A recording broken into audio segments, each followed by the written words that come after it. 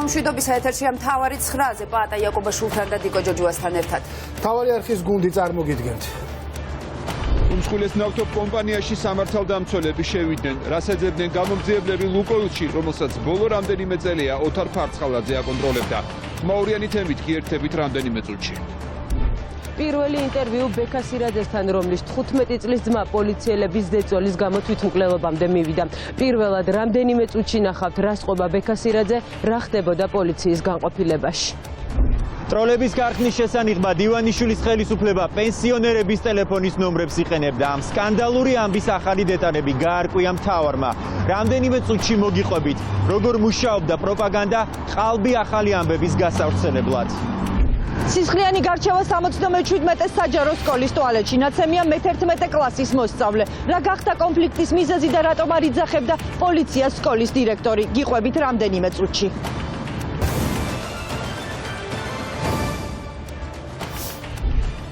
ამ წუთებში ჩვენ ვიღებთ პირველ კადრებს სამხარაულის ექსპერტიზის ბიუროდან, სადაც პოლიციის ნაცემი 21 წლის ახალგაზრდა გადაყავთ. ადვოკატი აცხადებს, რომ თავის არეში მძიმე დაზიანებები მისი დაცვის ქვეშ მყოფს ხობის პოლიციაში მიაყენეს, სადაც ის სასტიკი ძალადობის მსხვერპლი გახდა. ჩვენი ჟურნალისტები მუშაობენ პოლიციის განყოფილებასთან, სადაც დაკავებული სცემეს და ასევე მუშაობენ ქუთაისში სამხარაულის ექსპერტიზის ბიუროსთან, სადაც ამ წუთებში დაკავებული ოჯახის წევრები იკრიბებიან. რამდენიმე წუთში პირდაპირ ეთერში ჩავთავთ ნათია ტრაპაიძეს, რომელიც მოგვიყვება პოლიციის მხრიდან მორიგი ძალადობის ფაქტზე. მანამდე კი მთავარის ექსკლუზივი ლუკოილში გამოძიება შედის. მთავარი არხის ინფორმაციით ძალოვანი უწყებების სამიზნე კომპანიის ყოფილი ხელმძღვანელი და ყოფილი მთავარი პროკურორი ოთარ ფარცხალაძეა. ლუკოილიდან ამოღებული დოკუმენტაცია კი შეიძლება გახდეს მთავარი სამხილი დაღეგეს სკანდალურ ისტორიაში, რომელიც სწორედ ფარცხალაძის სახელს უკავშირდება. მაგრამ ეს არ იქნება ერთადერთი ხმაურიანი გვარი ამ საქმეში. ყოფილი პრემიერი მამუკა ბახტაძე და ივანიშვილის კარის ბიზნესმენი ვანო ჩხარტიშვილი არიან ადამიანები, რომლების სახელებსაც გამომძიებლები ამოღებულ დოკუმენტებში ასევე ეძებენ. ბიუჯეტიდან 700 მილიონის ქურდობის საქმე ახალ ეტაპზე გადადის. მიხეილ სესიაშვილი შემოგვიერთდება ახლა ამ თემაზე პირდაპირ ეთერში სასაუბრობ. მიხეილ, რა გახდა იმის მიზეზი, რომ ოთარ ფარცხალაძის კვალს გამოძიება სწორედ ლუკოილში ეძებს? დიახ, პაატა ლუკოილში მთავარს დაუდასტურეს, რომ ნამდვილად მათთან იმყოფებოდნენ გამომძიებლები და მათი ფინანსური დოკუმენტაცია ამჟამადაც არის შესწავლის საგანი. რაც შეეხება ოთარ ფარცხალაძეს, ეს არის პირველი შემთხვევა, როდესაც გამოძიება უშუალოდ ყოფილი მთავარი პროკურორის კვალს დაადგა და ფარცხალაძე ამ შემთხვევაში საინტერესოა რამდენიმე ეპიზოდის გამო. პირველი, ის გარკვეული პერიოდი ოფიციალურადაც მუშაობდა ლუკოილში და მეორე, ის მომდევნო წლებში არაფორმალურად და არაოფიციალურად ამ კომპანიას აკონტროლებდა და აკონტროლებდა, შეიძლება ითქვას, ყველაზე უფრო მსხვილ ნავთობ კომპანიას საქართველოში. თუმცა ლუკოილის ეპიზოდი შესაძლოა კიდევ რამდენიმე დეტალის გამო აღმოჩნდეს საინტერესო გამოძიებისთვის და ამ შემთხვევაში კიდევ არაერთი გავლენიანი სახელი და გვარი ფიგურირებს ამ საქმეში. საუბარი არის ერთ კონკრეტულ ტრანზაქციაზე, რომელიც უკავშირდება ბანკ ქართულს. საუბარია 80 მილიონი დოლარის სესხზე, რომელიც გაცემული იქნა ერთის მხრივ ფარცხალაძეზე, მეორეს მხრივ ჩხარტიშვილზე. მათ ეს თანხა კერძო პირებმა ეს თანხა გაინაწილეს, ხოლო ამის შემდეგ რატომღაც ამ კერძო პირების ვალის გადახდა მამუკა ბახტაძემ მაშინ რკინიგზის შეფმა დააკისრა სწორედ სახელმწიფო კომპანიას და ამაში შეიძლება ითქვას ხალხის ფულიც კი დახარჯა, 12 მილიონი დოლარი დახარჯა იმისთვის, რომ კერძო პირების ვალი გაესტუმრებინა. წესით ეს უნდა იყოს საინტერესო დეტალი გამოძიებისთვის, თუმცა კონკრეტულად რას იკვლევს გამოძიება ლუკოილში, ამას მხარეები ტოვებენ საიდუმლოდ. როგორც ჩანს, ახლა გადამწყვეტი რაუნდია, გადამწყვეტი ეტაპი დგება გამოძიებისა, როდესაც უნდა პასუხი გაეცეს მთავარ კითხვას. სად წავიდა 700 მილიონი ლარი ბიუჯეტიდან და ვინ იდგა ამ თავხედური თაღლითური სქემის უკან?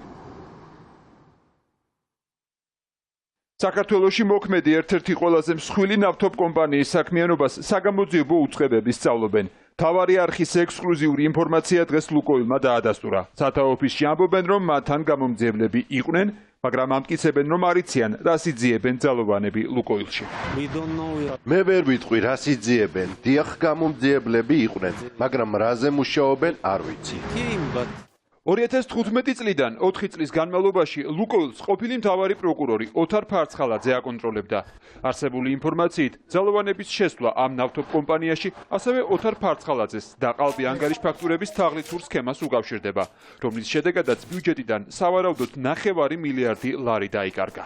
ეს არის პირველი შემთხვევა, როცა ყალბი ანგარიშ ფაქტურების საქმეზე დაწყებული გამოძიება უშუალოდ ფარცხალაძის კვალს დაადგა. როგორც ოპოზიციაში ამბობენ, ეს ფარცხალაძის ზეობის დასასრული და ქართულ ოცნებაში დიდი გარჩევის დასაწყისია. ასობით მილიონი წაიღო რაღაცა ალბათ იმდენი არ მიუტანა, რამდენი წილიც უნდა მიეტანა და საბოლოო ჯამში მივიდნენ იქამდე, რომ აი ლუკოილი რომ ქონდა ფარცხალაძეს ჩაბარებული, დღეს უკვე ფინანსური შევიდა. რატომ შევიდა? იმიტომ რომ ფინანსურში ბატონი ხარაზი დაინიშნა ღარიბაშვილის მხრიდან, რომელსაც ფაქტობრივად აბარებენ ახლა ამ ბიზნესს და ღარიბაშვილს დაევალა გამოარკვიონ გარდა იმისა, რა წილიც მიქონდა ფარცხალაძეს ბიძინა ივანიშვილთან, დამატებით კიდევ ცალკე რამდენი მილიონი აქვს წაღებული. ირაკლი ღარიბაშვილის ნდობით აღჭურვილი პირი, რომელიც ლუკოილში დაინიშნა, ილია ხარაზია. მას ღარიბაშვილის გარემოცვასთან უკვე წლებია საერთო ბიზნესები აქვს. მათ შორისაა კომპანია ტრანსსერვისი, სადაც ილია ხარაზი საკონტროლო პაკეტს ღარიბაშვილის მარჯვენა ხელთან აკაკი ჩხენკელთან ერთად ფლობს. აკაკი ჩხენკელი ღარიბაშვილის შინაგან საქმეთა მინისტრობის დროს სკენინსპექციის უფროსი იყო და მისი გაპრემიერების შემდეგ მთავრობის ადმინისტრაციის მაღალჩინოსანი გახდა. ილია ხარაზმა მთავარს დაუდასტურა, რომ ის ლუკოილში ნამდვილად დანიშნეს, თუმცა პოსტი მალევე რამდენიმე დღის წინ დატოვა.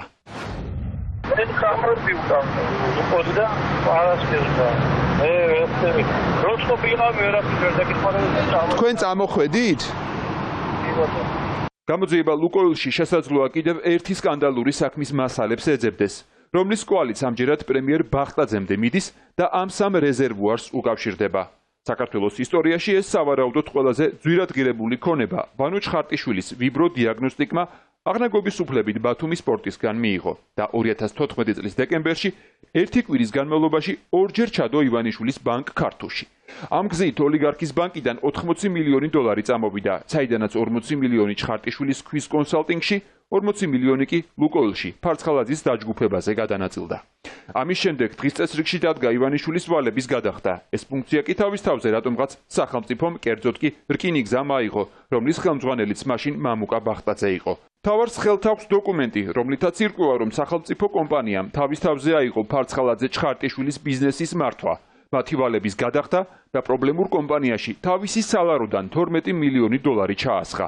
მაშინ ბახტაძე ამტკიცებდა, რომ გარიგება მომგებიანი იყო. ახლა კი ირკვევა, რომ ვიბრო დიაგნოსტიკი გაკოტრების პირასაა. საპნის ბუშტივით გასკდა და დღეს ფაქტიურად ტვირთი აღარ შედის საქართველოს რკინიგზის მართვაში არსებულ ნავთობ ტერმინალში ვიბრო დიაგნოსტიკში, ის არის გაკოტრების ზღვარზე.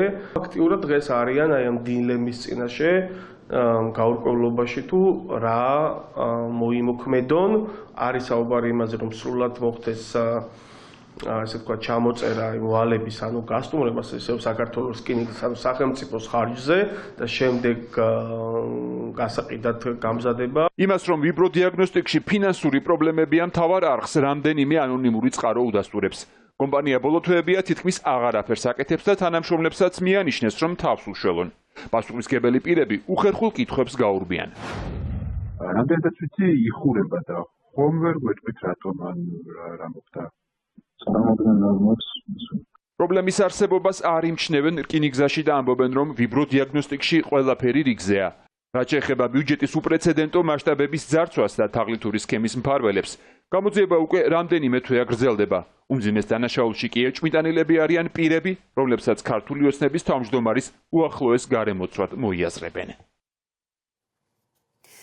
ბექასირაძე პირველად მთავარ არხს უყვება ტრაგიკული ისტორიის შესახებ, რომელმაც მისი პატარა ძმა საბედისწერო ნაბიჯამდე მიიყვანა.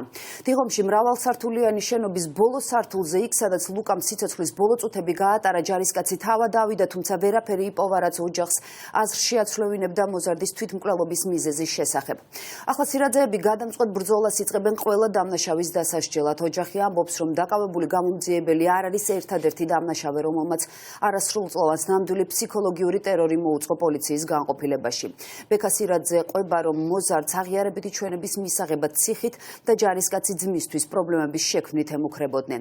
ქეთა ციცქიშვილი უერთდება მთავარეთს, რომელმაც ბექასირაძის მოყოლილი ისტორიის მძიმე დეტალები მოისმინა. ქეთა, მთავარი ჩვენება ჯერ კიდევ არ დევს საქმეში, როდის გამოიკითხება ლუკასირაძის დედა, რომელიც პოლიციაში მომხდარის თვითმხილველია.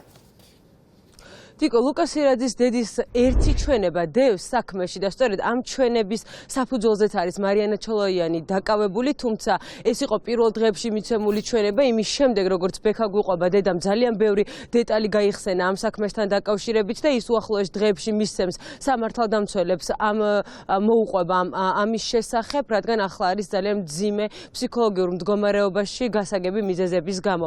ბექა ასევე ჩვენ გვიყვება იმას, რომ დედა პოლიციის შენობაში იმყოფებოდა იმ პერიოდის განმავლობაში, რა თქმა უნდა, როდესაც არასრულწლოვანის გამოკითხვა მიმდინარეობდა და ის გახდა იმის მომწრე, როგორ ემუქრებოდნენ ლუკასირაძეს და ასევე როგორ აგინებდნენ სამართალდამცველები. შესაბამისად, ლუკას დედა არის ერთ-ერთი და ერთადერთი შეიძლება ითქვას ყველაზე მნიშვნელოვანი და მთავარი მოწმე ამ საქმეში. მაყურებელი კი ნახავს ახლა ბექა იხსენებს მისი ძმის ბოლო დღეს, საუბრობს იმაზე, რა მდგომარეობაში იყო ლუკა, მაშინ როდესაც გადაწყვიტა, რომ ერთ-ერთი საცხოვრებელი კორპუსის მე-9 სართულზე ასულიყო. Ana me mixarიან ჩემ ჯახს რო ვიქცეთ რომ თავი მოეკლა. მეც მაგ ვარიანტი მერჩენია რომ გადმოვარდა მაგრამ. 15 წლის ძმის დაკრძალვის შემდეგ ბექასირაძისთვის კამერების წინ საუბარი ახლა ყველაზე მძიმეა. 20 წლის ჯარისკაც ცხოვრებაში ახალი მისია აქვს. კარდაკარ შემოიაროს ყველა უწყება ვიდრე არ დაისჯება ყველა ის სამართალდამცველი, ვინც მის ძმას პოლიციაში ფსიქოლოგიური ტერორი მოუწყო. ციხით ემუქრებოდა და სკოლის მოსწავლე თვითმკვლელობამდე მიიყვანა. ჩვენ უბრალოდ ამ ეტაპზე გვინდა რომ ასე ვთქვათ ის ადამიანები დაისაჯონ, ვინც შეხებაში იყო ამ ბავშვის დაკითხვასთან. ეს ლუკას ვეღარუშველის მართალია, მაგრამ სხვა ბავშვებს უშველის. დიღომში 9 სართულიანი კორპუსის სახურავზე, სადაც 15 წლის ლუკამ სიცოცხლის ბოლო წუთები გაატარა, ბექა თავად ავიდა, ეძებს სამხილებს და რაიმე ხელმოსაჭიც, თუმცა ერთადერთი ვერსიის გარდა სხვას ვერაფერს მიაგნო. 15 წლის ლუკამ თავი პოლიციელების ზეწოლის გამო მოიკლა. ავედი რომ შემეხედა უბრალოდ ზემოთ ჩემ თავზე ესე ვთქვათ განმეცადა რომ გადმოიხედა რა დაინახა და რა იქცე. არ გაგიჭირდა იქ ასვლა? გამიჭირდა როგორ არ გამიჭირდა, უბრალოდ საჭიროდ ჩავთვალე რომ უნდა მენახა რა იქ ყველაფერი რაც იმან დაინახა ზემოდან. ლუკას საქმეზე დაკავებული გამომძიებელი მარიანა ჩოლოიანი ოჯახის თქმით ერთ-ერთი ბრალდებულია, თუმცა არა ერთადერთი, ვინც ოჯახის ინფორმაციით სკოლის მოსწავლე პოლიციის განყოფილებაში დაატერორა. ბექა დღეს იხსენებს, რა მეთოდებით ემუქრებოდნენ მის არასრულწლოვან ძმას. უთხრეს, თუ დანაშაულს არ აღიარებდა თავდაცვის სამინისტროს ჯარისკაცს, საქართველოს სამსახურში მყოფ მის 20 წლის ძმას საფრთხე დაემუქრებოდა.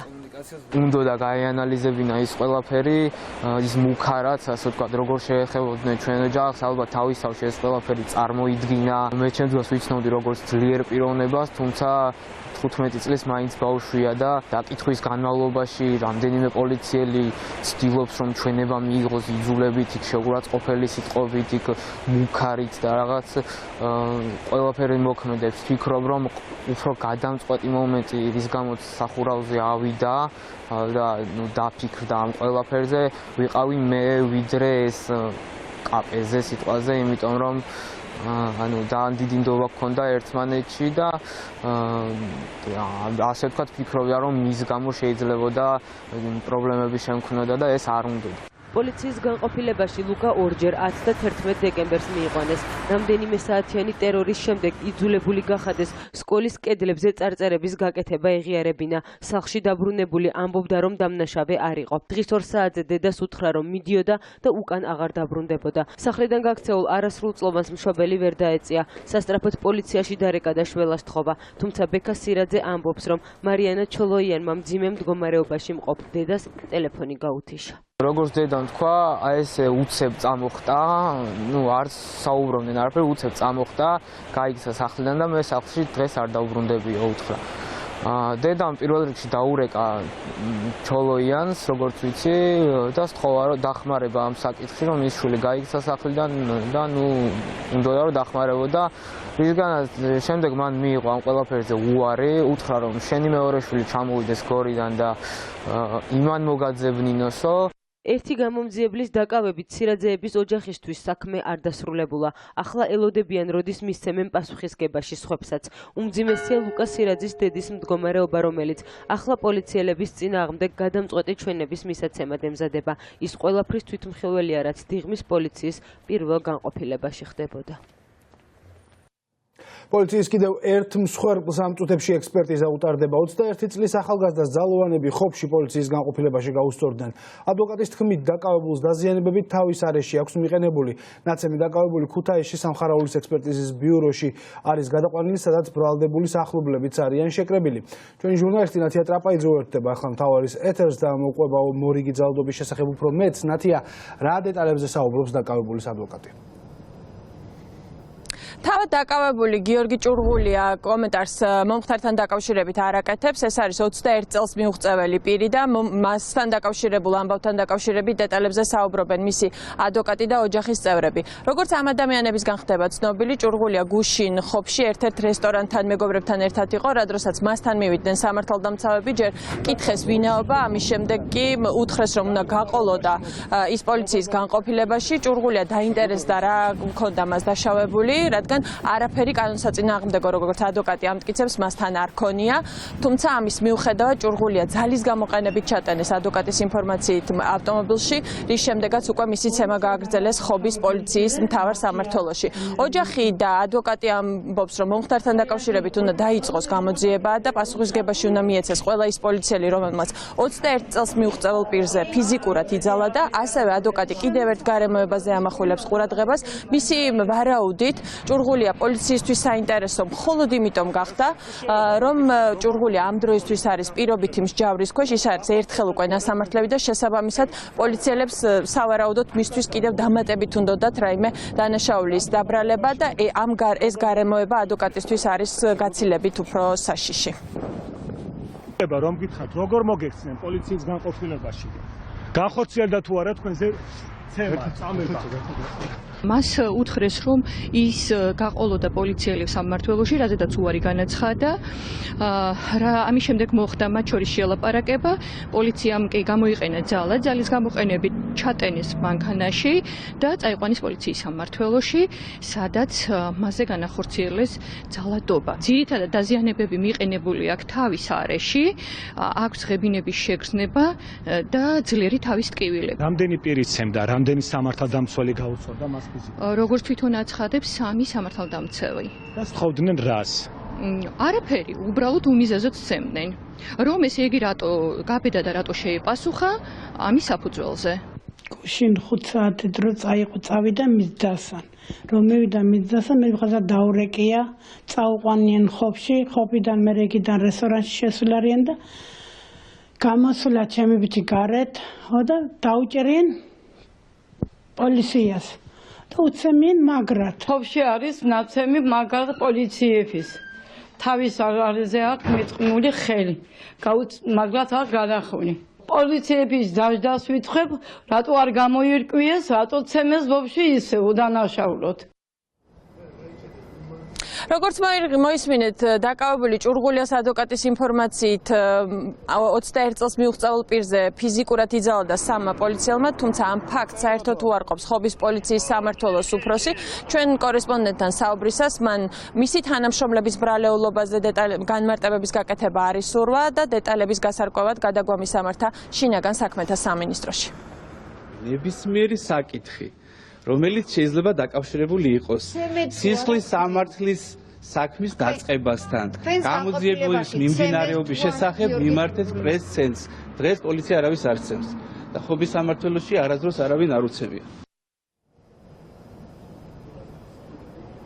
გიორგი ჭურღულია ამ დროისთვის ქუთაისში იმყოფება სამხარაულის სახელობის ექსპერტიზის ბიუროში, სადაც მას უტარდება კვლევა. ადვოკატის ინფორმაციით დაზიანებები მოზარდს აქვს განსაკუთრებით თავის არეში მიყენებული, ის უჩივის თავის ტკივილს და ასევე აქვს პირღებინება. ვნახოთ, რა დასკვნას დაწერენ უკვე ექსპერტები, რის შემდეგაც ადვოკატი ოფიციალურად მოითხოვს მომხდართან დაკავშირებით გამოძიების დაწყებას. პოლიციელების მხრიდან მორიგი ძალადობის შესახებ ნათია ტრაპაიძე საუბრობდა. გმადლობთ, ნათია. სკოლები, სადაც მოზარდები განათლებას უნდა იღებდნენ, სულ უფრო სახიფათო ხდება. მე-11 კლასის მოსწავლე, რომელსაც თანატოლების სასტიკად გაუსწორდნენ, ამ დრომდე კლინიკაში რჩება. საკლასო ოთახში დაწყებული დაპირისპირება სკოლის ტუალეტში დასრულდა, სადაც მოზარდი დაასისხლიანეს და უმოწყალოდ გაუსწორდნენ. 77 სკოლაში მომხდარი ქუჩური გარჩევის შესახებ პირველი სკოლის დირექტორმა შეიტყო, თუმცა ინციდენტის დამალვას შეეცადა. სასწავლებლის ხელმძღვანელი კითხვებს დღესაც გაურბის. ნანახიდეშელი დღეს დაემალა მთავარ არხს და პედაგოგებს ჩვენს გადამღებ ჯგუფთან ურთიერთობა აუკრძალა. ვინ დაიკითხა და რა ეტაპზეა გამოძიება დუმს გომელაურის უწყებაც. ეკაგაგუა არ ყვევდა კიდევ ერთი სისხლიანი დაპირისპირების დეტალებს და ის მთავარ არხს უერთდება. ეკა დაპირისპირება მოსწავლეებს შორის სასწავლო პროცესის დროს მოხდა, როგორც ცემეს მოზარდი, ისე რომ ინციდენტის შესახებ სკოლაში ვერავინ ვერაფერი გაიგო. დიახ, როგორც ჩვენ გვიყვებიან 77 საჯარო სკოლის მოსწავლეები და თვითმხილველები ამ კონფლიქტი მე-11 კლასელებს შორის დაიწყო საკლასო ოთახში ერთ-ერთი დასვენების დროს. და უკვე შემდეგ კონფლიქტი, რომელიც ცემაში გადაიზარდა, გაგრძელდა საპირფარეშოში. ანუ გამოდის, რომ კლასში მე-11 კლასელები იყვნენ მარტო, იქ არ იყო პედაგოგი და ისე დაიწყო კონფლიქტი, რომ ეს არავის არ გაუგია. შემდეგ უკვე დერეფანიც მათ ისე გაიარეს, რომ მათ მანდატურიც არ შეხვედრიათ და მანდატური საქმეში ჩაერთო მხოლოდ მას შემდეგ, რაც ხმაური გაიგო საპირფარეშოდან და შევიდა და ეს უკვე იყო იმ დროს, როდესაც მე-11 კლასელი ბიჭი იმდენად იყო ნაცემი, რომ უკვე მეოთხე დღეა ის მკურნალობას გადის კლინიკაში. საპირფარეშოში შეიყვანეს და ცემის. სად შეიყვანეს? საპირფარეშოში. სისხლიანი იყო, ეგეც არის. სისხლიანი იყო სულ? დიახ, მას სახეში ჩხუბეს. სავარაუდო მიზეზი გოგოს. 77 საჯარო სკოლის მოსწავლეები სკოლის ტუალეტში მოზარდებს შორის მომხდარ სისხლიან გარჩევას იხსენებენ. პარასკევს სასწავლო პროცესის დროს დიდ დასვენებაზე ერთმანეთს მე-11 კლასელები დაუპირისპირდნენ. ჩხუბი საკლასო ოთახში დაიწყო და საპირფარეშოში გაგრძელდა. ორმა მოსწავლემ თანაკლასელს სასტიკად სცემა. მოსწავლეები იხსენებდნენ, რომ დაზარალებულ სავს მე-11 კლასელები უნიტაზში აყოფინებდნენ. ბავშვებმა ერთმანეთს დედები შეარგინეს და ამის გამო ერთმანეთის სცემეს. მე დაიწყო ყველაფერი, მე იმის შემდეგ გაგრძელდა ეს ჯგუფი და ბოლოს გადავიდა კამათში და წავიდა ძალიან ბევრი ჯგუფი. ერთი კაცი იყო იქი და ორი კაცი აქ იყო. ანუ ორმა ცემა ერთი? დიახ. და ყველაფერი დაიწყო სიტყვიერად, ანუ შეაგინეს და მაგის გამო. სიტყვიერად დაიწყო ყველაფერი. და სად მოხდა ეგ? საპირფარეშოშია? დიახ, საპირფარეშოში. თავს აყოფინებდნენ უნიტაზშიო, ეგეთი რამე გაიგე? დიახ, ვიცი მაგ მე ვიცნობ. და რა მე რა? არაფერი, თვალი ქონდა გახეთქილი და წვიდა სესტი მოდიოდა. სკოლის დამლაგებელი დაპირისპირების ერთ-ერთი თვითმხილველია. ჩხუბის შემდეგ საპირფარეშოში შესულს სისხლის კვალი დახვდა. საპირფარეშოში მოხდა ეს ამბავი, ხო, როგორც ვიცით. ბევრი იყო ჩხუბის მონაწილე? არ ვიცი მე. რო გამოვედი, რო დავალაგე ერთი კლასი, რო დავალაგე, უკვე ისა. რომელი საათი იყო დაახლოებით? მეორე ცვლა რო იწყებოდა ესე იქნება ალბათ. ანუ სწავლის პროცესში იყო, ხო? პერიოდი და ისა რა ქვია. შესვენების დროს. კი. ხო შეხვედით მე იმ საპირფარეშოში? მე დავალაგე, ცოტა სისხლი დაბა იყო და მეტი არაფერი არ იყო. ეგ თემა ჩემზე ძალიან მოქმედებს. თქვენიც მე როგორც ვთქვი, სახში საპირფარეშოში, ხო, როგორც ვიცი. დიახ, ხა ბიჭები საპირფარეშოში. იქ იმდენი ბავშვები იყვნენ უკვე თურმე, რომ მე არ ვიცი რამდენი მონაწილეობა. ნაცემი მე-11 კლასელი სკოლიდან პირდაპირ ნიუ ჰოსპიტალში გადაიყვანეს. მას თავის და სახის არეში მრავლობითი დაზიანება ჰქონდა მიყენებული. სკოლის მოსწავლე, რომელიც კლასელებმა სკოლის საპირფარეშოში უმოწყალოდ სცემეს, ამ დრომდე საავადმყოფოში რჩება, თუმცა ოჯახის მოთხოვნით ექიმები მის მდგომარეობაზე კომენტარს არ აკეთებენ. კამერის გარეშე უნდა შევიდე რეგისტრატურაში და მოვიკითხო ამბავი. კამერის გარეშე თქო.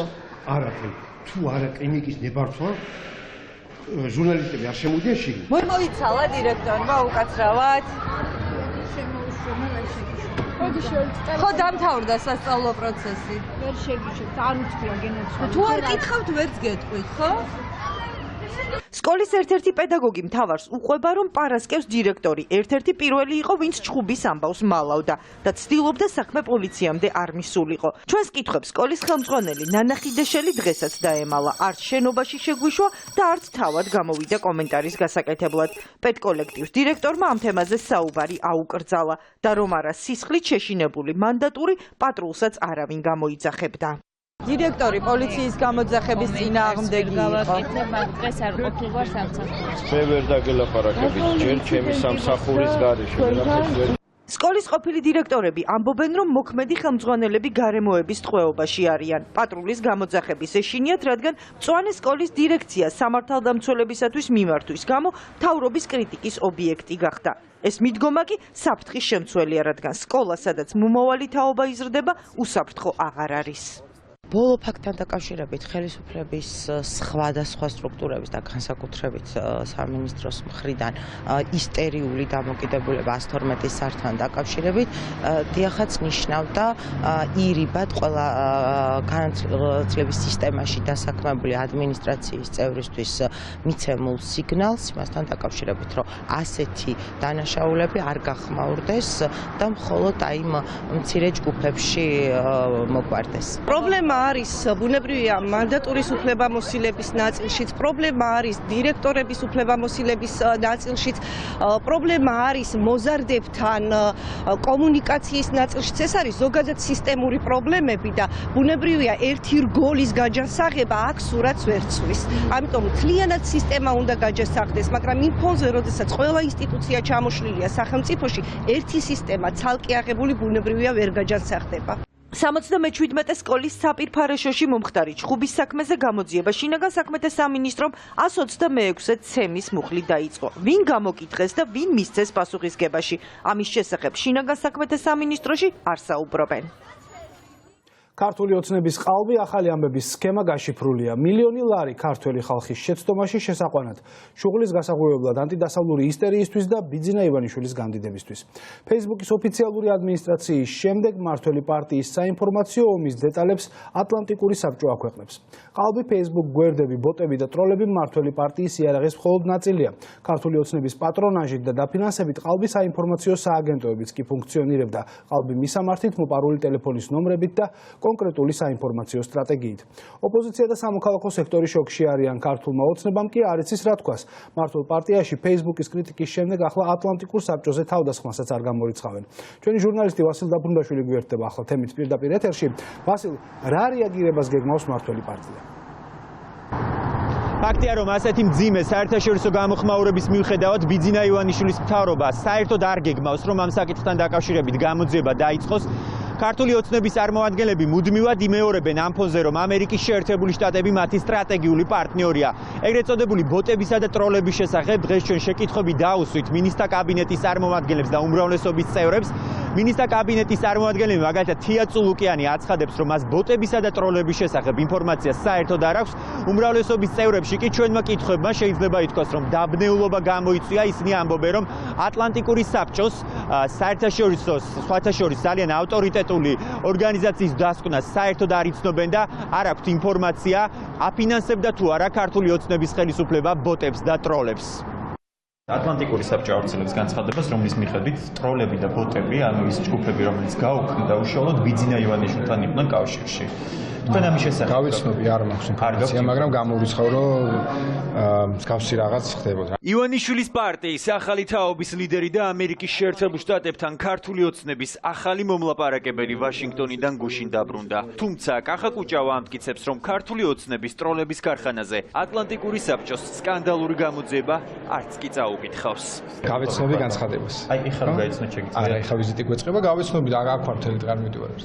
დოკუმენტი, რომელიც ქართულ ოცნებაში ბოლო 3 დღეა დიდი აჟიოტაჟის თემა, მაგრამ კამერების წინ არაფერს ამბობენ, ამერიკის ატლანტიკურმა საბჭომ გამოაქვეყნა. ციფრული გამოძიების ლაბორატორიამ შოკის მომგვრელი ფაქტები გამოავლინა. მონაცემების დამუშავების შედეგად აღმოაჩინეს Facebook გვერდები, რომლებიც ქართული ოცნების პირდაპირ პროპაგანდას ეწეოდნენ. შუხს აღვივებდნენ და ანტიამერიკულ განწყობებს თესავდნენ. საკუთარ საქმიანობას ოცნების სატელიტები ინტერნეტში ნიღბავდნენ და საინფორმაციო სააგენტოებად რეგისტრირდებოდნენ. თუმცა გამოძიების შემდეგ გაირკვა, რომ არც ერთი მათგანი საინფორმაციო სააგენტო არ არის. ინტერნეტში ვებსაიტები არ გააჩნია და ყალბ მონაცემებს უთითებდა. ატლანტიკური საბჭოს განცხადებას ენდობით თუ არ ენდობით, რომელიც პირდაპირ ამბობს, რომ ტროლები ემსახურებოდნენ ბიძინა ივანიშვილის მთავრობას, რომლის წევრიც ხართ თქვენ. ინფორმაცია ტროლებთან დაკავშირებით. ეს წავიკითხე, მაგრამ ფეიკებთან დაკავშირებით და ტროლებთან დაკავშირებით არ მაქვს ინფორმაცია. ქართული კომისიის მთავარი ტროლები ქუჩაში არიან და თქვენ საზოგადოებას ცდილობენ ბლოკერიები და სხვები და მათი ბელადი, რომელიც საზღვარგარეთ არის, მოკიდონ ტყვილი. თიაწულუკიანი ამტკიცებს, რომ ყველაზე მასშტაბურ სკანდალში გახვეული მისი მშობლიური პარტიის ამბავი არ იცის. თუმცა ატლანტიკური საბჭოს გამოძიება სავსეა ფაქტებით. ეს ქართული ოცნების პროპაგანდის ერთ-ერთი იარაღია. Today News-ში. ამ გვერდზე ხშირად წაიკითხავდით ხალბახალ ამბებს ოპოზიციაზე და სიახლეებს ბიძინა ივანიშვილის მიღწევებზე. ამერიკულმა გამოძიებამ დაადგინა, რომ საინფორმაციო სააგენტოს სახელით რეგისტრირებული გვერდი ხალბ მონაცემებს უთითებდა. აი ფაქტები. Today News-ში არ არსებობს.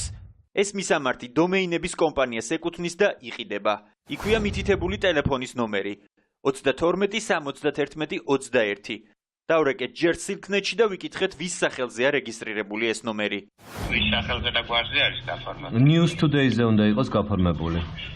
აღნიშნული ნომერი ჩვენი სერვისი არ არის.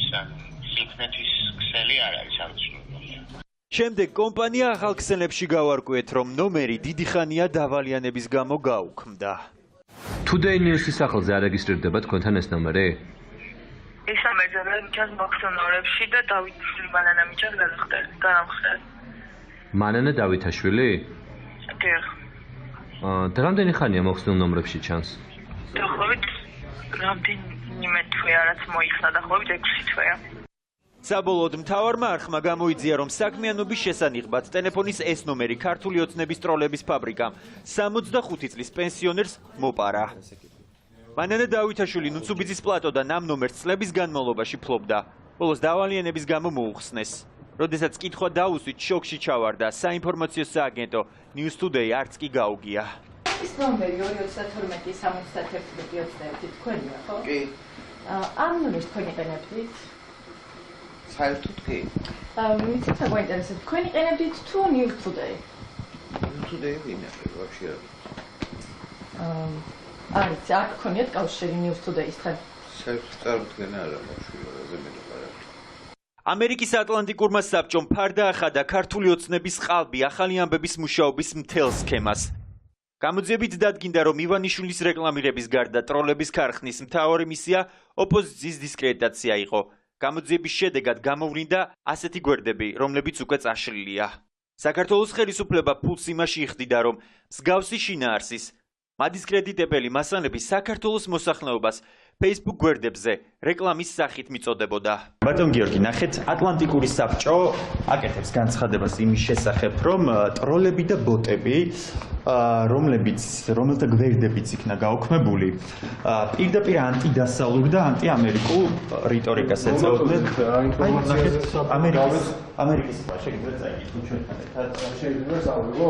დიახ, აი ამ დავიკეთო შეიძლება. არა, რო გადახედოთ არა, ესე ვერ გავეცნობ. აი ეს სოციალურ მნიშვნელოვანია. ინფორმაციას გავეცნობი და კომენტარს გავაკეთე. ბატონ გიორგი, შეგიძლიათ წაიკითხოთ ჩვენთან ერთად ეს ინფორმაცია. 2 წუთით რო გაჩერდეთ შეიძლება? მე გიხარით, რომ ასაგებ. გაიცანით, აგერ არის ინფორმაცია ბატონ გიორგი. ასე თვითონებაში ვერ გავეცნობ. გამოჩენილი მკვლევარები გაუგნებას ვერ მალავდნენ, როდესაც აღმოაჩინეს, რომ სოციალურ ქსელში საქართველოს მთავრობა აფინანსებდა იმ გვერდებს, რომლებიც აგვისტოს ომის დაწყებაში საქართველოს ადანაშაულებდა. აი ფაქტები. გვერდი უსაფრთხოება ძლიერი სახელმწიფო. ის წერს, რომ ომი საქართველომ დაიწყო. ამ გვერდის რეკლამაში კი ფულს ქართული ოცნება იხდიდა. თქვენ ხო ამბობთ, რომ ჩემი არ გჯერათ, ამერიკის ხმამ გამოაქვეყნა ინფორმაცია ამის შესახებ. ამერიკის ხმისაც არ გჯერათ? შეგიძლიათ რომ გაიცნოთ ამ განცხადებას? მაგასთან დაკავშირებით კომენტარი გავაკეთე. ყველას აქვს უფლება თავისი აზრი გამოხატოს. ანუ არენდობით ატლანტიკურ საბჭოს პოზიცია, მაგრამ ჩვენ გვაქვს ის რეალობა, რა რეალობაშიც ვაცხოვრებთ ჩვენ საზოგადოებას და ჩვენ მემზადებით წინასაარჩევნოდ ამ ტროლებს ბატონ გურამ ასე და პოზიცია თავისი დღესასრიგი დესტრუქციულ ტროლებს თქვენ აფინანსებდით? ბოდიში, ქართული ოცნების ხელისუფლება აფინანსებდა ტროლებს? შემდეგი კითხვა. იმას, რასაც საქართველოს ხელისუფლება უარყოფს ატლანტიკური საბჭოს დასკვნაში ხაზგასმით წერია. მკვლევარები მიუთითებენ, რომ ყალბი გვერდები ბიძინა ივანიშვილს და მთავრობაში მის მოკავშირეებს უჭერდნენ მხარს. მათი მიზანი კი დასავლელი პარტნიორების, განსაკუთრებით კი შეერთებული შტატების დისკრედიტაცია იყო. ვინაგებს პასუხს საინფორმაციო ომზე საკუთარი ხალხის წინააღმდეგ ოპოზიცია მოითხოვს ტროლების ქარხნის სპონსორებისა და ხელმძღვანელების დადგენას. ვინ აფინანსებდა სიცრუის ტირაჟირებას და ვინ გასცემდა განკარგულებას შუღლისა და ანტიდასავლური ისტერიის გაღვივების შესახებ. ეს არის მთავარი კითხვები, რომლებსაც გამოძიებამ უნდა უპასუხოს. ღია ფაქტები ადასტურებს, რომ ქართული ოცნება მთავარი ეჭვმიტანილია და სწორედ მმართველმა პარტიამ გამოიყენა ტროლები კონკრეტული პოლიტიკური მიზნებისთვის და დიდი ალბათობით ხელოვნურად შეცვალა ქართველი ხალხის არჩევანი. ამერიკის ატლანტიკური საბჭოს ეს მტკიცებულება ივანიშვილის პარტიის წინააღმდეგ მთავარი სამხილია. ამ დოკუმენტიდან ჩანს, რომ ქართული ოცნების სასარგებლოდ ტროლების ქარხანა 2018 წლის ნოემბერში ამუშავდა და საპრეზიდენტო არჩევნების წინ დიდ ფულს ხარჯავდა ყალბი ინფორმაციის გასავრცელებლად. ყველა გვერდი, რომელიც ოცნების ყალბი ამბების სამსახურში იყო, ერთმანეთის მიყოლებით შეიქმნა. ვინ აფინანსებდა ამ პეიჯებს? ახლა ეს არის მთავარი კითხვა, რომელსაც პასუხი გამოძიებამ უნდა გასცეს. ვინ იხდის ფულს ამ დასპონსორებულ კონტენტში? ეს არის მთავარი გამოწვევა და პირდაპირ ეს არის საკანონმდებლო დარღვევა. ხო, განსაკუთრებით საარჩევნო პერიოდში პოლიტიკურ საკითხებზე ანტირეკლამა თუ რეკლამა თუ რაღაცა დისკრედიტაციის მცდელობები, ეს ყველაფერი არის და დასპონსორებული როცა არის, ეს არის უკანონო კონტრიბუცია კამპანიაში, როდესაც ეს დეკლარირებული არ არის. ქართული ოცნების ყალბ ახალ ამბებზე ამერიკული გამოძიების მასალების საკითხვის შემდეგ არასამთავრობო ორგანიზაციებმა სისხლის სამართლის კოდექსის 7 მუხლის დარღვევა აღმოაჩინეს. მათ შორისაა უკანონო შემოსავლის ლეგალიზება, თანხების მითვისება, გაფლანგვა და უკანონო შემოწირულობების მუხლები. ვინ გასცემდა ბრძანებას იმისთვის, რომ ეს ყალბი, Facebook-ის ანგარიშები შექმნილიყო, საიდან იხარჯებოდა ეს ფული, ეს იყო სახელმწიფო ბიუჯეტი თუ ეს იყო არალეგალური ფული და შავი ფული და შესაბამისად კონკრეტული პირები შავი ფულის გათეთრებაში იყვნენ ჩართულები, ასევე მნიშვნელოვანი არის, რომ საგამოძიებო ორგანოებმა შეისწავლონ რა ეფექტი ჰქონდა კონკრეტულად ამ ქმედებებს, კონკრეტულ ადამიანებზე, ხომ, იმიტომ რომ სხვადასხვა ნეგატიური კამპანიების შედეგად კონკრეტულ ადამიანებს უჩნდებოდათ განცდა, რომ მათი სიცოცხლე იქნებოდა საფრთხის ქვეშ. სკანდალის მასშტაბიდან გამომდინარე, ოპოზიცია მიიჩნევს, რომ საჭიროა ორი გამოძიების დაწყება. პირველი, სახელმწიფო აუდიტის სამსახურმა უნდა დაადგინოს ფულის წარმომავლობა და გასცეს პასუხი კითხვას, საიდან მიჰქონდა ქართულ ოცნებას მილიონი ყალბი ახალი ამბების პროპაგანდისთვის.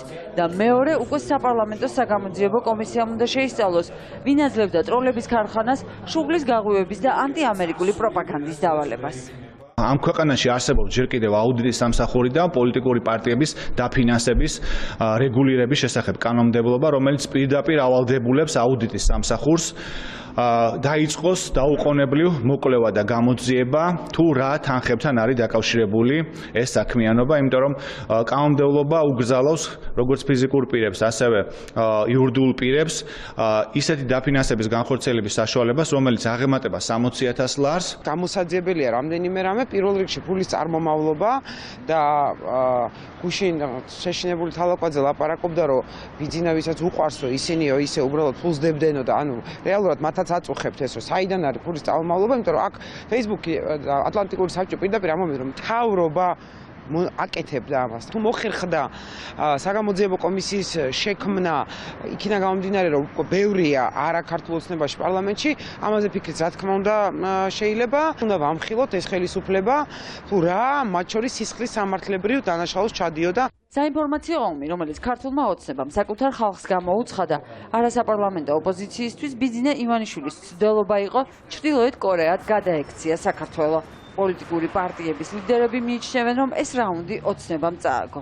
პირველ რიგში ძალიან კაფეო იყო გაკეთებული განცხადება Facebook-ის ადმინისტრაციის მხრიდან, რომ ეს არის საქართველოს მთავრობის მიერ დაფინანსებული. საპარლამენტო კომისია ამ თუ არა მომავალ პარლამენტში მაინც შეიქმნას, რომელიც პასუხს გასცემს, იმიტომ რომ არ შეიძლება ასეთი საშინელება ჩაიდინოს ქვეყანამ და ეცადოს ყველანაირად იმას, რომ საქართველოს თავისი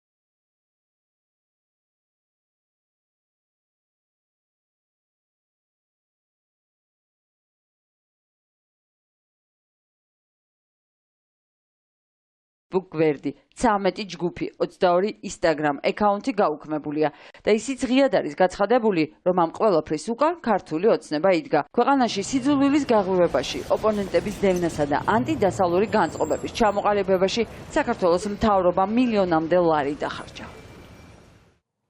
ციხის საკნიდან რესტორანში ქართული ოცნება პატიმრობაში მყოფ ყოფილ მაღალჩინოსნებს განტვირთვისთვის ხანმოკლე შვებულებებს უწყობს. ასე აღმოჩნდა კორუფციის ბრალდებით დაკავებული ზუგდიდის მერი ლაშა გოგია ზუგდიდის ერთ-ერთ რესტორანში. ხელისუფლება ამ ფაქტს პატიმრობის საშეღავათო რეჟიმის პროგრამით ხსნის, თუმცა არასამთავრობო ორგანიზაციები ამტკიცებენ, რომ ეს შერჩევითი სამართალია. გოგია კი რესტორანში მხოლოდ იმიტომ მოხვდა, რომ ოცნების ყოფილი მაღალჩინოსანია. თავისუფლების რამდენიმე საათი ყოფილ მაღალჩინოსანს საკუთარმა მეუღლემ გაუმწარა. სწორედ ნანა თოდუამ გამოაქვეყნა Facebook-ში რესტორანში გადაღებული ფოტოები. ეს ფოტო არის პირდაპირ მტკიცებულება, რომ ქრთამის აღების ბრალდებით დაკავებული ზუგდიდის ყოფილი მერი შაბათ-კვირას ციხის ნაცვლად რესტორანში ატარებს. სურათი სოციალურ ქსელში პატიმარი ჩინოვნიკის მეუღლე მატვირთა. სკანდალის შემდეგ ფოტო ნანა თოდუამ წაშალა და ახლა ამტკიცებს, რომ საზოგადოების პროტესტის გამო ლაშა გოგია ხანგრძლივი პაემნების უფლებით აღარ ისარგებლებს და შაბათ-კვირას ციხიდან სახლში აღარ გამოუშვებენ. რესტორანში ვიყავით 9 საათით, უახლოესი ჩვენთვის ძალიან საყვარელი ადამიანების სანახავად და დავდეთ ეს ფოტო.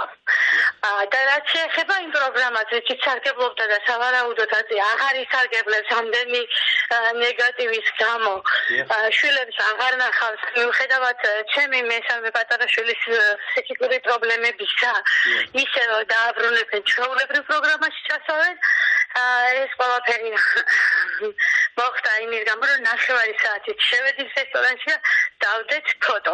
დიდი ოდენობით ქრთამის აღების ბრალდებით ზუგდიდის ყოფილი მერი ლაშა გოგია სახელმწიფო უსაფრთხოების სამსახურმა 1 წლის წინ დააკავა. დგინდება, რომ ბოლო რამდენიმე თვეა ის პრივილეგირებულ პატიმრებს შორისაა და ციხის ადმინისტრაცია შაბათ-კვირას სახლში უშვებს. წამების მსხვერპლთა რეაბილიტაციის ცენტრში ამბობენ, რომ სახეზეა შერჩევითი სამართალი, რადგან სხვა პატიმრები ანალოგიური პრივილეგიებით ვერ სარგებლობენ.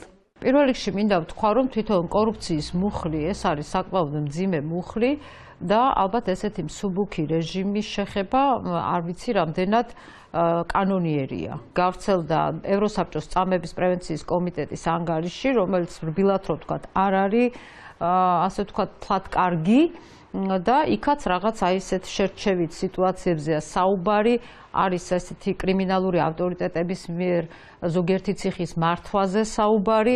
დაბალი რისკის დაწესებულებაში ბევრად მეტი მშავდებული იმყოფება და ჩვენ როდესაც ვახორციელებთ მონიტორინგს, მათი ნაწილი გამოთქვამდა უკმაყოფილებას, რომ არა აქვთ საშუალება მსგავსი პროგრამაში მონაწილეობის. მაგალითად იყო გამოთქმული საყვედური, რომ არ დაინერგა დაწესებულებაში სამაჯურებით, პირობით სასჯელის მოხდის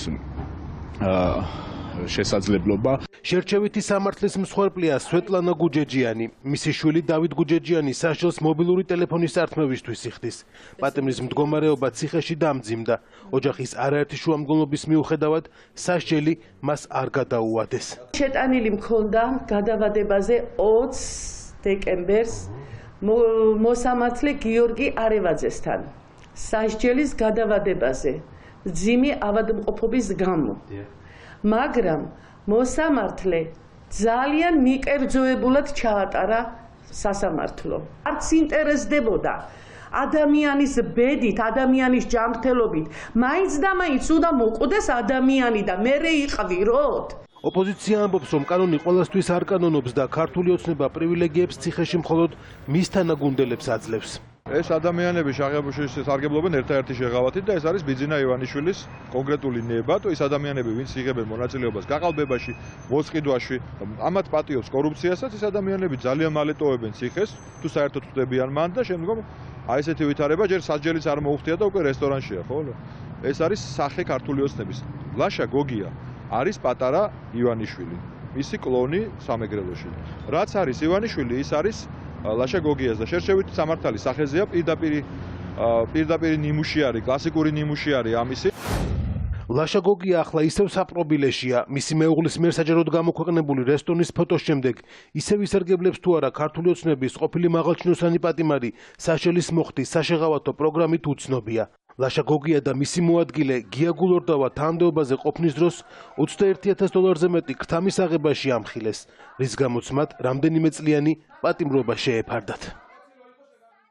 მხოლოდ ქართულის კიდევ ერთი გრანდიოზული კონცერტი დღეს ორშაბათი, რაც იმას ნიშნავს, რომ სულ მალე თქვენ წინ რა თქმა უნდა დაუვიწყარი მუსიკალური სანახაობა გელოდებათ. კაჭრეთის ამბასადორში უკვე ყველაფერი მზად არის იმისათვის, რომ ქართული ტელესივრცის ყველაზე პოპულარული მუსიკალური კონკურსის მორიგი ეტაპი დაიწყოს. ანუკა ელიზბარაშვილი გვიერთდება ახლა მთავარ ეთერში. ანუკა, რა ხდება კაჭრეთში და რას მოისმენს დღეს მაყურებელი მხოლოდ ქართულში? დღეს მხოლოდ ქართულში სურპრიზების და ექსპერიმენტების დღეა. მხოლოდ ქართულის კონკურსანტებს სრულიად განსხვავებულ ამპლუაში აღმოაჩენს დღეს მაყურებელი. ისინი წინა ტურისგან განსხვავებით სრულიად განსხვავებულ ჟანრში შეასრულებენ სიმღერებს. იქნება ძალიან მხიარული, ენერგიული და საინტერესო კონცერტი. კიდევ ერთი მიზეზის გამო დღეს მხოლოდ ქართულის წამყვანი ვანიკო თარხნიშვილი არა მხოლოდ გაუძღვება შოუს, არამედ ის დღეს იმღერებს მის ჯგუფთან ერთად, მარტივ გამოსავალთან ერთად, რომელსაც მაყურებელი კარგად იცნობს გამოვალი მდგომარეობის სახელით. უბრალოდ ჯგუფმა სახელი შეიცვალა, მუსიკოსთა შემადგენლობა და მუსიკა ის, რასაც მღერიან, იგივე რჩება და დღეს მხოლოდ ქართულის კონკურსანტები სწორედ მათთან ერთად გამოვლენ სცენაზე და მათი სიმღერების ახალ ვერსიებს შემოგთავაზებენ. ჩემი ჯგუფის სიმღერები მღერიან ბავშვები და რაღაცნაირად ძალიან ვღელავ, ჯერ ესეთი დიდი პატივია გულწრფელად ვიძახი რაღაც ამ ხელა პროექტში ჩვენი ჯგუფის მონაწილეობა და ძალიან დიდი მადლობა ამისთვის. ძალიან დიდი მადლობა ბავშვებს, იმიტომ რომ ძალიან ისეთი გულით და შინაურულად მოეკიდნენ ამ ყველაფერს და რაღაცა იმედი მაქვს, რომ დღევანდელი ლაივიც ესეთი შინაურული იქნება, ენერგიული იქნება და კაი დროს გავატარებთ. დღევანდელი ტური წინა ტურისგან განსხვავებით არის საკმაოდ საინტერესო და საკმაოდ გიჟური. და რადიკალურად განსხვავებული და მაქვს მოლოდინი, რომ ამ ტურში ვიქნები საკმაოდ კარგი, ისეთი რომ მეც მესიამოვნოს და მაყურებელმაც ისიამოვნოს. ძალიან საინტერესო ექსპერიმენტია დღეს ჩემთვის, ჯგუფ მარტივი გამოსავალის ერთ-ერთი ჩემთვის ყველაზე საყვარელი სიმღერის შესრულება მიწევს და ვფიქრობ, რომ ძალიან გამიმართლა ამაში. კარგი მოლოდინებით ვარ. ვფიქრობ, კიდევ ერთხელ უფრო საინტერესო ექსპერიმენტია და ვნახოთ რა გამოვა. ქართული მუსიკის დღესაწაული მთავარ არხზე სულ ცოტა ხანში დაიწყება. კონცერტის დაწყებისთანავე მაყურებელს შეეძლება უგულშემატკივროს და მხარი დაუჭიროს მის რჩეულს იმისთვის, რომ თქვენი ფავორიტები უკვე მომდევნო ორშაბათს ისევ მხოლოდ ქართულში ნახოთ. ანუკა ელიზბარაშვილი საუბრობდა მთავარ ეთერში. მადლობა ანუკა, მაშასე დაალოდეთ მხოლოდ ქართულს, რომელიც სულ ცოტა ხანში დაიწყება. დააცოდნეთ გამსახურდიას ჯანმრთელობის მდგომარეობა კვლავ მძიმეა. რა პროგნოზი აქვს მედიკოსებს? ნახეთ რამდენიმე წუთში რეკლამის შემდეგ. გამსახურდიას ჯანმრთელობის მდგომარეობა კვლავ მძიმეა, თუმცა მედიკოსებს მისი საზღვარგარეთ ტრანსპორტირება ამ ეტაპზე არ დაუგეგმავთ. განცხადება დღეს ამერიკიდან საგანგებოდ ჩამოსულმა ექიმმა გააკეთა, რომელიც ამბობს, რომ ცოდნე გამსახურდიას შესაბამისი მკურნალობა utardeba და იმედი აქვს, რომ ახალგაზრდა ორგანიზმი კრიზისის დაძლევას შეძლებს. გამოძიებას კი პირველი პრეზიდენტის ოჯახი უნდობლობას უცხადებს ცოდნე გამსახურდიას მეუღლეს პოლიციის ვერსიის არ სჯერა. სამართალდამცველები ამტკიცებენ, რომ თავდასხმა გამსახურდიაზე სუფრასთან უხარისხო ღვინის გამო დაიწყო, თუმცა ოჯახი აცხადებს, რომ ეს ვერსია გამოგონილია. პეტრე უფარაძე არის კიდევ ვიმეორებ ცოდნეს ბავშვობის მეგობარი. პეტრემ და კიდევ ერთმა მისმა მეგობარმა ფაქტობრივად ცოდნე გადაარჩინეს. ისინი რო არ ყოფილიყვნენ, შეიძლება დღეს ცოდნე ცოცხალი არ ყოფილიყო. და ეს პიროვნება არის დაკავებული შეუტყობინებლობის მუხლით.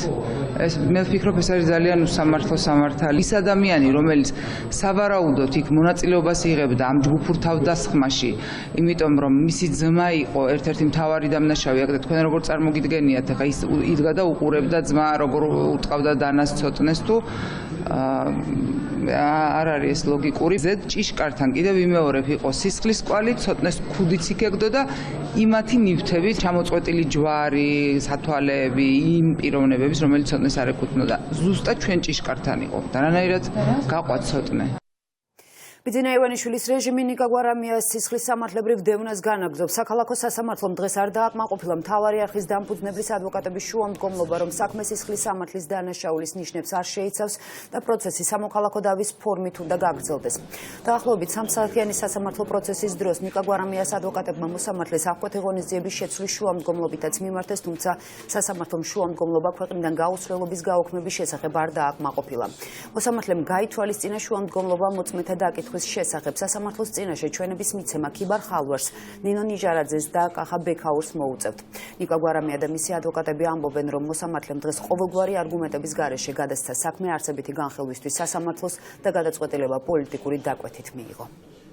ერთი განაცხადა სკდომაზე, რომ 2 წელი ამ განხილვისთვის და მერე შეიძლება შემდეგ ეტაპზე განიხილოთ, რომ პრინციპში წინასწარ დააფიქსირა აზრი, რომ სრულობას აძლევდა ამ საქმეს, სრულად არასერიოზულად მოეკიდა ამ სტადიის მთავარ ეპიზოდს, როგორც უკვე გითხარით, ეს არის გადაწყვეტა, წარიმართება თუ არა საქმე მესამე ეტაპზე უკვე სისხლის სამართლის საქმისა და რაც მთავარია გამოიკვეთა, რომ ადამიანი ძალიან ჩქარობს, რომ პრაქტიკულად წელსვე ჩანიშნა 3 იანვარს ჩანიშნა უკვე შემდეგი მოსამართლისთვის სხდომა. გასაგებია უკვე საიტკენაც მიდის, რაც უნდა პირდაპირ ვამბობ, რომ ჩვენით დაიწყო, ჩემი და კახადამენიას საქმით ქოცების ზეობა ამ ქვეყანაში 2012 წლის დეკემბერში იყო და ჩემი დასრულდება, როგორც ჩანს, ჩემი საქმის განხილვით.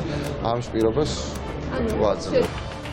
ასეთი იყო დღევანდელი დღე და მთავარი 9-ზე თქვენ წინ გელოდებათ მეგა შოუ მხოლოდ ქართული, ჩვენ კი ერთმანეთს შევხვდებით ხვალ. ახვამდის.